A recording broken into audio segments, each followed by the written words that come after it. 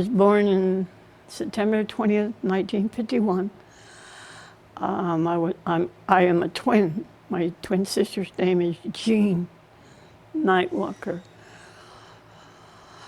My father's name is Roy Nightwalker Sr., and my mother's name is Gladys Wilms Nightwalker. She was Arapaho. My father, Roy Nightwalker Sr., was a Southern Cheyenne and a Northern Cheyenne.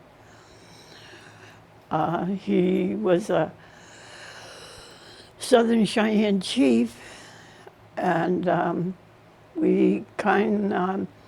asked my mother when I was old enough to understand why we weren't following her ways, the Arapaho ways, and she said, because your father's a Cheyenne chief, so he's going to need all the hands that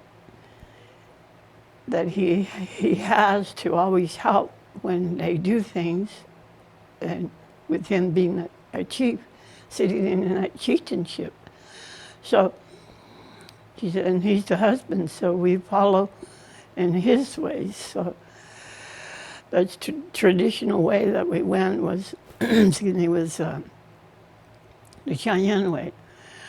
And plus that, his father, James Nightwalker, Walking Night, looks behind. He was a dog soldier, set in a dog soldier position. So growing up, we always lived around my father's parents in Fonda, around the Fonda area, Fonda, Oklahoma. Believe it or not, at one time I had a post office, so it's still on the map in the state of Oklahoma. And a lot of the Cheyennes owned land right around in that area, around Fonda, between Sealand and Canton area. And so we were kind of raised in a big family unit. My father had 3 brothers and 3 sisters. And we didn't live there in a home. They lived in town or on the way uptown. So we kind of all stayed together the earlier part of our lives, except all the way up to maybe even 1980s, 1985, 1990. We never lived too far from each other. And we were always, as long as Grandma and Grandpa were alive, we were always there supporting them, doing things. And when the decisions, and there was one thing I noticed, when the decisions in my family had to be made, like our father being a chief and their brother being a chief, my father never made the decision by himself. He would consult his father and mother, his sisters and brothers, and before a decision was made. So that decision was made as a whole, as a family, like preparing for the Sundance. Every year, my family, my father and his brothers and sisters and Grandpa and Grandma would get together, and they would give a beef to the Sundance to help. All beef would be given to them. And I never knew this until later, that they did this for several years. So even though he was a Northern Cheyenne, because our father was enrolled up north, he was a Southern Cheyenne here in the state of Oklahoma. And one of the things I do miss is that whenever they had meetings as chiefs to make decisions on issues or things that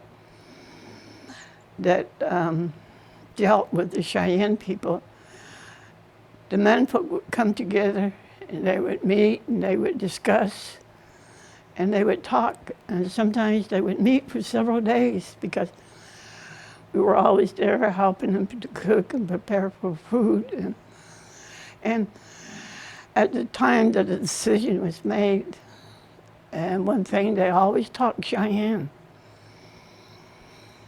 they made the decision as a whole. They all came to an agreement as a whole that their decision would be carried out. And there was no more than maybe 22 men, sometimes 44 men, 44 chiefs making these decisions. There was no more than that. For some reason, that number was sacred, so they always kept to that. And one thing that they always were able to do, when they were asked whose position they were sitting in, they were able to tell people whose position they were placed in, on what year, to justify them seating in that position. It's just like, it's the same thing that when we went through the Sundance, they said you should always know your painters, so that when you get ready to go to paint, you can say, I was been through there 4 years and these are my painters. That's why I have the right to do this. And they would say that, that's why I have the right to be a chief and make these decisions. Because this old man put me in this position. Our father came back from World War II, and one thing I remember, I've been doing a lot of research, was that when he came back, there was a lot of Cheyenne that came back with him. And probably during that time, there was about 5, 6 veterans who came home. When they, upon their arrival, the elder chiefs took them and put them in their positions. So as warriors, they seen that they earned that right to be placed in those positions. And so much of that has changed nowadays.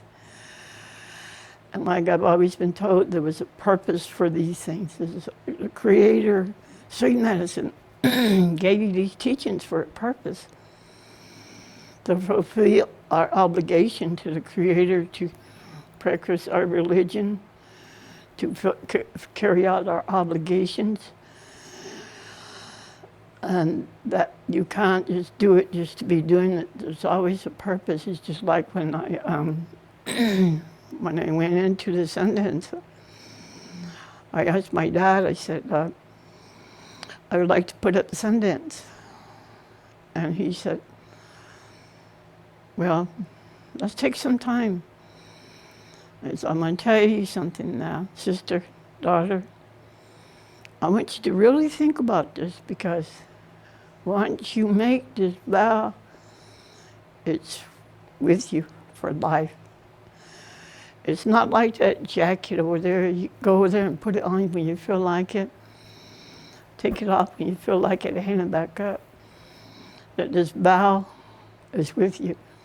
From the day you go into that lodge till the day that you leave Mother Earth. Now, are you willing to make that kind of a commitment? And being young, I'd say, yeah, sure. I can do it, because at that time, I wanted to help my father and my family in some way. So I told him, I'm not a rich person. I don't have much, but I can give you prayer. I can ask the Creator to give you blessing. And this is what I can do. And I want to do for all of us. And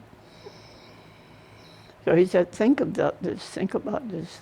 And later on in life, I was fortunate enough to have one of my sisters to name their daughter, give me a namesake, and her name is Fonda Jane Nightwalker. And she used to always ask me questions. And I tell her sometimes, I don't know the answer, but when I get older, maybe I'll know the answer. Maybe I'll find the answer.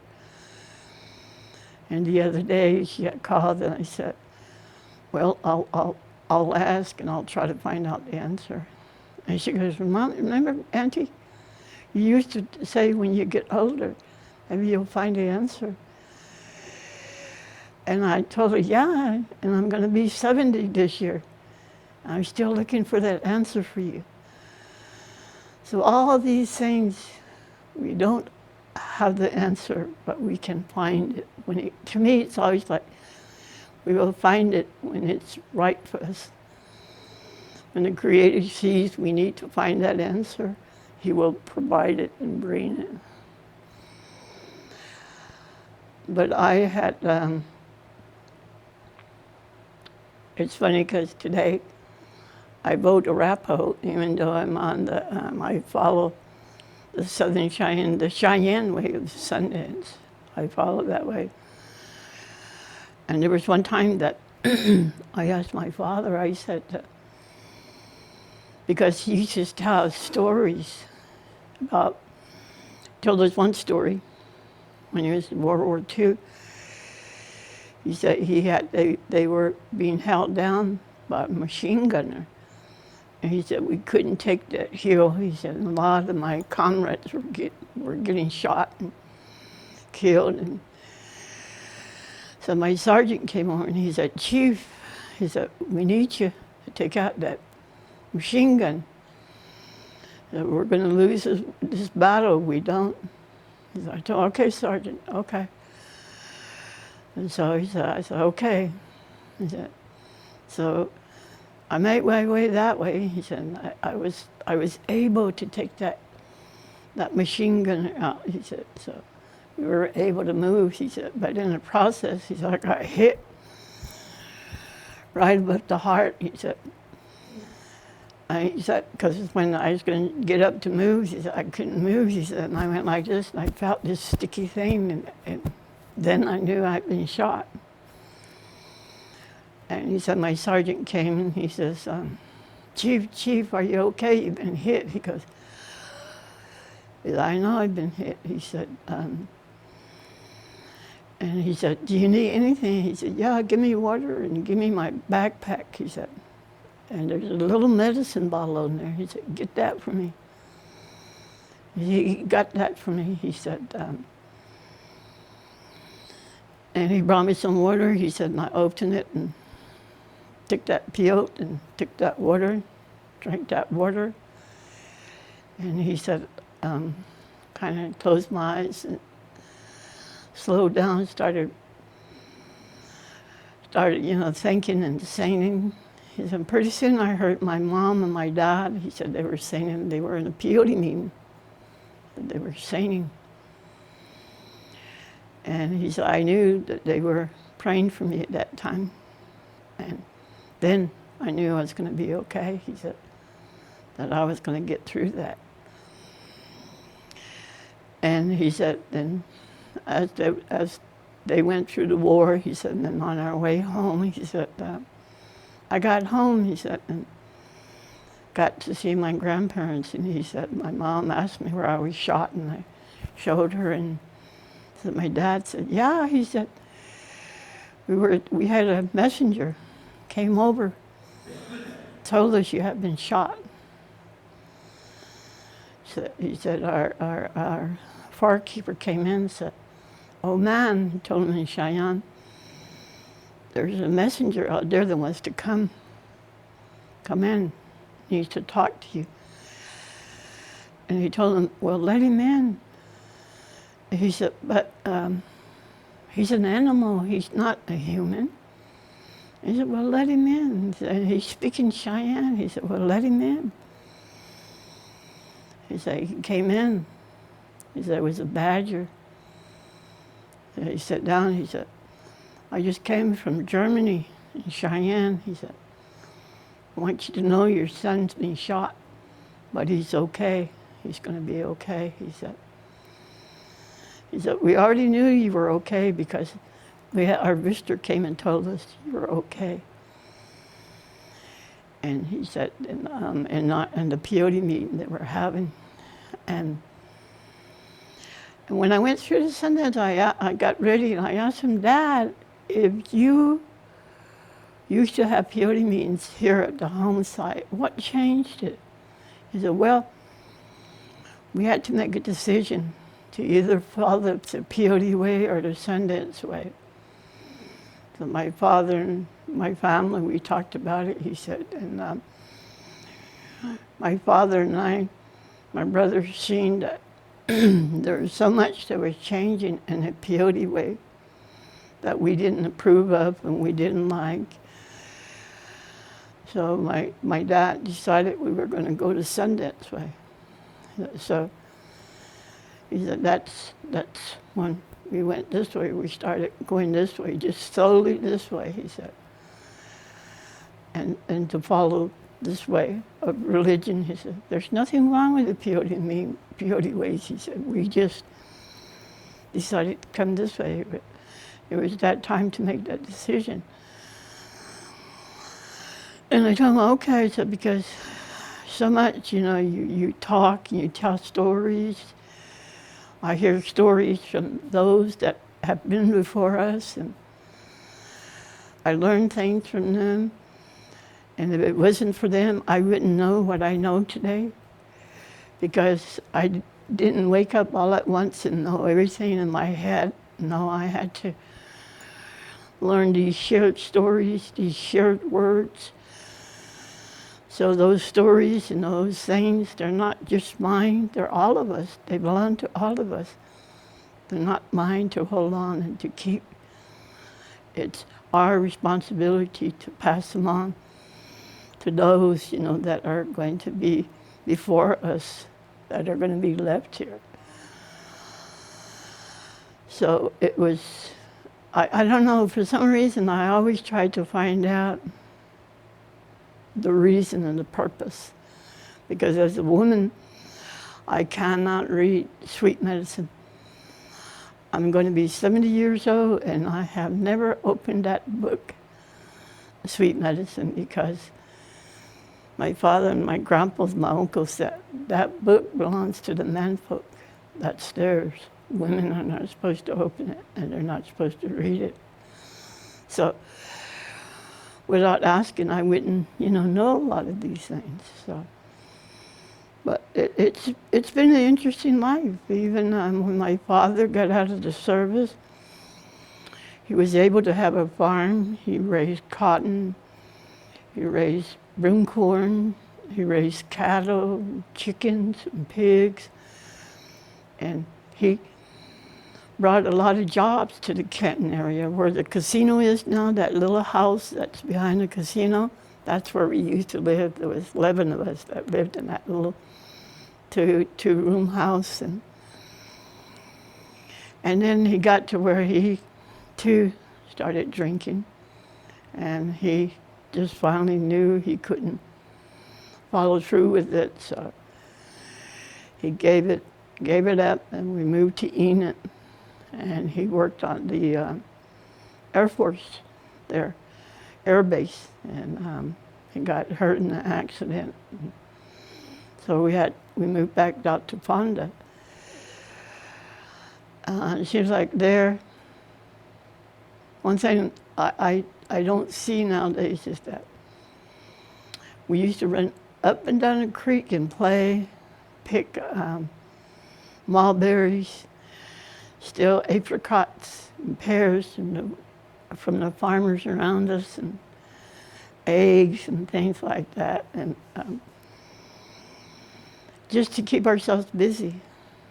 And when we got into high school, we'd ask our dad, can we go up to town and go see our friends? He goes, no, you don't have no business up there. What are you going to do up there? Well, we want to go visit them. No, you just need to stay right here. You have no business being uptown. All you're going to do is get in trouble. So we lived a sheltered life till we were all about 20, 21. And then after that, we were able to go on. But I stayed with my parents till I was probably about 28. Helped take care of my mother and helped take care of my father and do things around there. And I come from a family of 12 kids, 4 boys and 8 girls. And so there was always something to do. And my father being the chief, there was always meetings, and we would go sometimes to the arrow keeper and sit there for hours while the men folk met. And the woman would cook, get ready to feed them after they made their discussion, made their decision as a whole, as a tribe, you know. And it was, you know, it was that I miss, because I remember we have to sometimes draw things for them to put up, like the teepees where they would sit, who would sit here and sit there. That we want to do this because if at any time anyone says, well, our culture, our ways are missing, is that they're going to be in the book. And whenever you think you're ready, it's going to be at OU. It's going to be all written down there. It's not gone. It's there.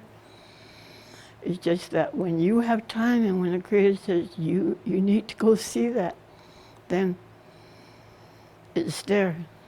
It's all there. We wrote it down because we have chiefs and heads, and then we have this responsibility to keep it together, because we worry, and I worry, that whenever the Creator comes and He asks us, what did y'all do with everything I taught you?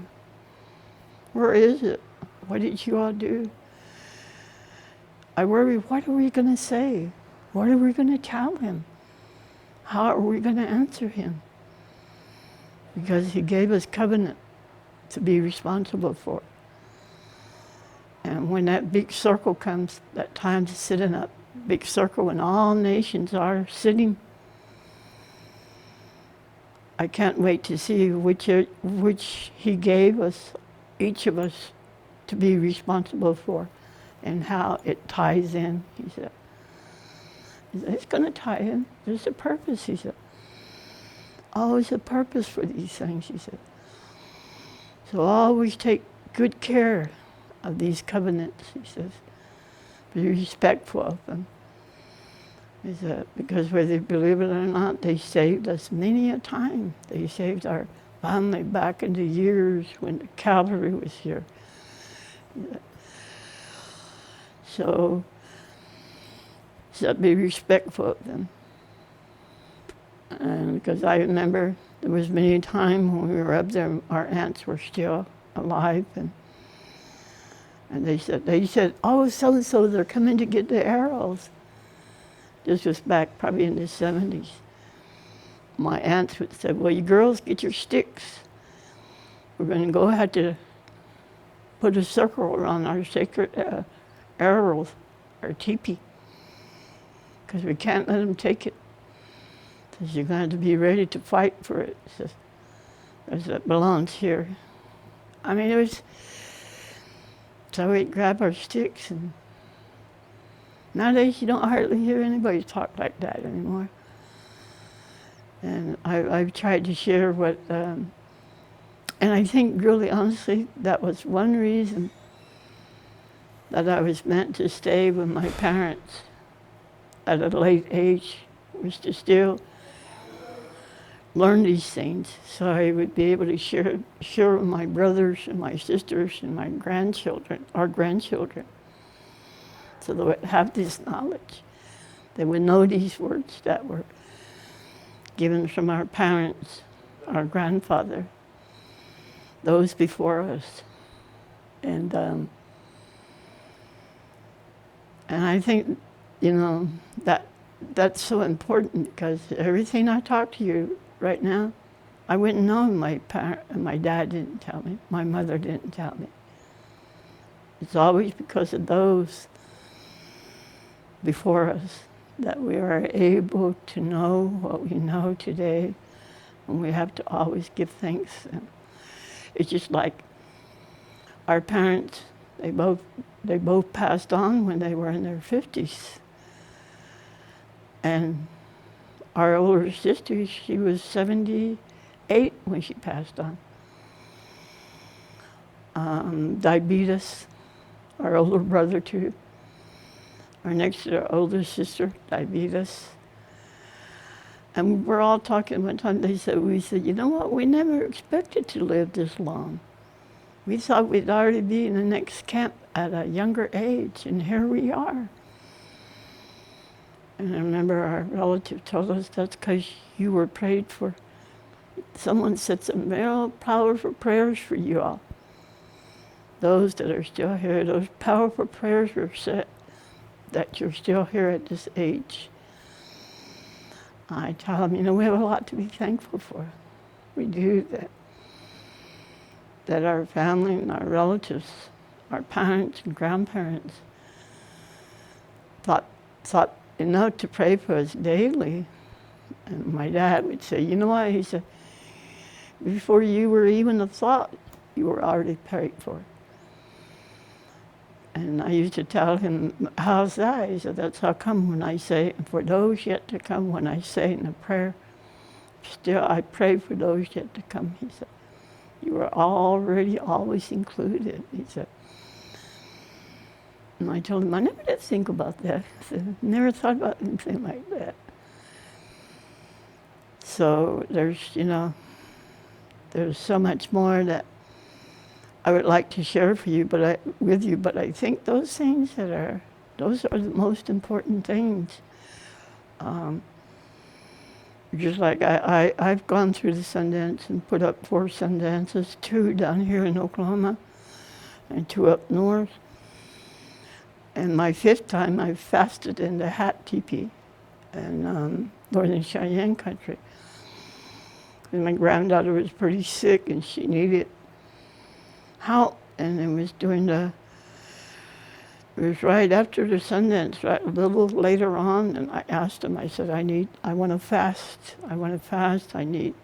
our granddaughter needs help. And so the woman I asked said, I'm going to talk to the hat keeper, see where you can go fasting. And she said, come on up to Montana. So I went on up, and when I got there, he said, you can fast in the Hat Teepee. And I had to go and ask my older relatives if it was all right, if I could do that. And they said, if he said it's okay, you can do that. Because our granddaughter needs prayer. So that's where my 5th time was, putting up Sundance. Fasting 4 days, the 3 nights, 3 days, 2 nights fasting there. And, a lot of people, I talked to a lot of people about our Sundance, and I tell them, that's a journey that belongs to only you and you only, because when you're in there, you're the one doing without the water and the food. Your mind gets tested, your thirst, your hunger. That's the hardest thing you can do in life, is to do without water, do without food, and still continue to believe in prayer and praying, because that's the only thing that's going to get you through, is prayer. Ask the Creator to pity you, to get you through that, so that all the prayers and all the vows that will be made, that everyone receives that blessing that they have asked for. And I always, sometimes, some of the surgeries I go through, I say, well, we all went through the Sundance. We can conquer this. That's the hardest thing that we've ever done in our life, because it took our belief in ourselves and to seek for the Creator to get that blessing from Him. So I know He's going to get me through this. He's going to get me through this. I always believe this. And that's just, to me, that's the most important thing, is our belief, serving our people, And these teachings were handed down by my mother and father and grandparents, uncles and aunts, Grandma Bertha, Lucia, Grandma Eula Hill, all those that went on. I miss them. Every day I miss them. I miss their stories. Because to me, they were unique, they were genuine, they were awesome, and we will never be like them. There's no way we could ever catch them in their belief and their responsibility. We're so far removed from what used to be in the Cheyenne ways and the Cheyenne people that I miss them every day, and I think, wow, if I could have that belief, speak that Cheyenne, tell those stories in Cheyenne, that would be so awesome. But I can't, because I think that when I was younger in the 3rd and 4th grade, they sent me to a language speech specialist because I couldn't speak English. I think I spoke mostly Cheyenne. They took that away from me. So from the 4th grade on, I had to learn to speak English. Even though it was back in the 50s, there were still some things that we felt. You had to speak English, you had to sit this way, you had to sit that way, you had to sit over here when you're going to eat, you had to be real careful about a lot of things. I wouldn't believe it. Today, all that we're going through, just like this COVID, Creator told us that this day was going to come. My father used to tell me this story. There's going to be a day when other things are going to be more important for you. You're not going to have the time to sit in prayer. Pray every day for all the people. And things are going to be coming, changes are going to be coming. And prayer could protect you, but because you're going to be busy, be satisfying, self-satisfaction. And some of these things are going to be lost, he said. So try to hold on to them the best that you can. And I think that's the most important thing that I really want to say is that if it wasn't those before us, we wouldn't know the songs we know. We wouldn't know the prayers we can remember. We wouldn't know all these things. We have to always honor those that were before us that gave their life in order to stay here on our homelands. And I feel very fortunate because when I come home here in Oklahoma, everybody says, it's good for you to be home. And I go up to Montana, they'll say, I'm glad you came home. So those Cheyenne ways, they're very valuable because you always have a home, no matter which way you go. And I'm sure it's like that among all other tribes. I wouldn't know their teachings, but that's, that's what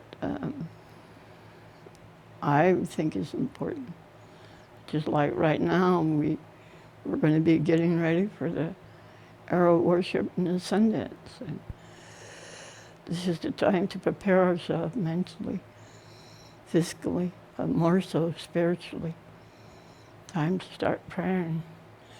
Before I came down here, I asked the Creator, what do you need me to say and what do you want me to say? Because I'm not good at this, and I don't think I have any important words that need to be said.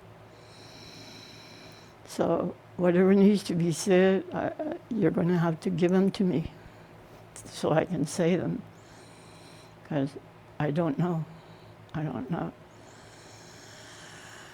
So this is just a short, quick message, but I thank you for your time. Arapaho.